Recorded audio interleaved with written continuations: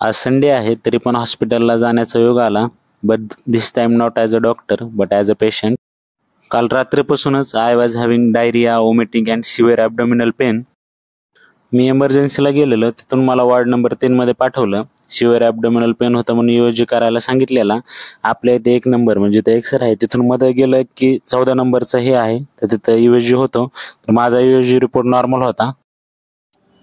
Sir म्हणाले AGI आहे असं वाटत आहे, दॅट इज अॅक्यूट गॅस्ट्रोएंटेरायटिस.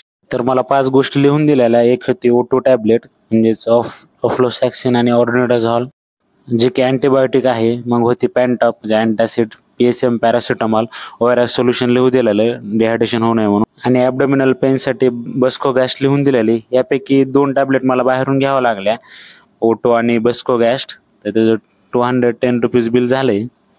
त्या करंटली अवेलेबल नव्हत्या म्हणे आपल्या मेडिकल शॉपमध्ये मधल्या हॉस्पिटल.